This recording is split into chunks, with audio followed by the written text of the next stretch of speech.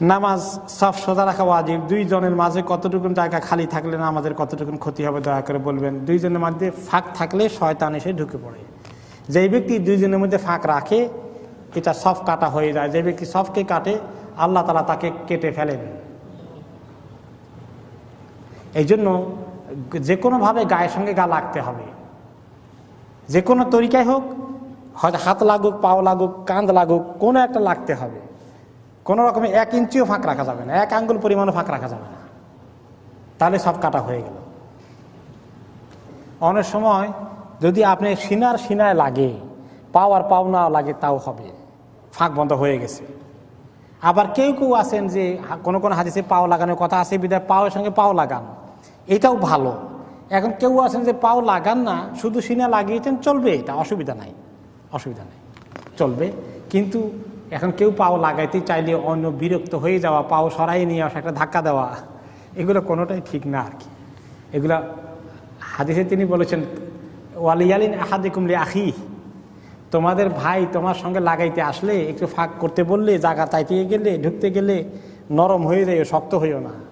তা আমাদের কেউ কেউ আছেন খুব শক্ত, মাঝে মাঝে বড় সমস্যায় পড়ে যায়। আহারে আল্লাহ, 2 বান্দা দাঁড়াইছে, 2 দিকে ফাঁক করে করে, কোনো রকমেই মানে সব মিলানোর কোনো সুযোগ নাই, কি করবেন। আর আমার এত কষ্ট লাগে তখন, গোটা নামাজটা শেষ করি কষ্ট নিয়ে, খুব কষ্ট নিয়ে শেষ করি, কারণ উল্টা তরিকায় নামাজ পড়তেছি। রাসূলুল্লাহ সাল্লাল্লাহু আলাইহি ওয়াসাল্লাম এত নসিহত করলেন, মানে ফাঁক বন্ধ না করে তিনি কোনো নিয়তই করতেন না। কোনো কোনো সময় সাহাবী 2-3 দিনকে পাঠান, চেক করে আসি, দেখো সব ফাঁক বন্ধ হয়েছে, তারপরে নিয়ত করতেন। আর আমরা এটাকে এত ইজিলি নিয়ে গেছি, প্রায়ই এটা ঘটে। আর আমাদের দেশে, উপমহাদেশে এই বিষয়টা বোধহয় আলেম ওলামারা বোধহয় কিছুই শিখালেন না কিনা, আমি বুঝি না কিছু।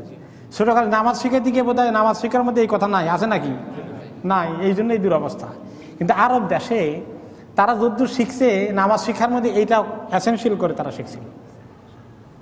আর আমাদের দেশের বিশেষ করে কিছু জোয়ান লোকেরা শুনতে চাইলেও মুরব্বীরা অনেকেই মাশাআল্লাহ এটা শুনতে রাজি না।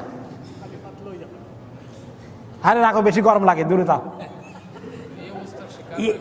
এত খিচাখিচি করে নামাজ পড়া যায় নাকি, এইরকম একটা ভাব আমাদের। তো এখন যে বেচারা এরকম মাঝখানে দাঁড়াইলো, ডাইনের জন্য দূরে, বামের জন্য দূরে, সে করবে কি?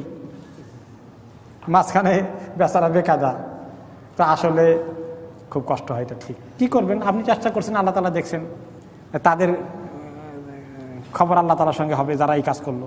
কত বড় কথা, মান কাতা সাফা কাতাহুল্লাহ, যে ব্যক্তি সব কাটে আল্লাহ তাকে কেটে ফেলুক, তিনি বদদুয়া করলেন, যে ব্যক্তি সব কাটে আল্লাহ তাকে কেটে ফেলুক।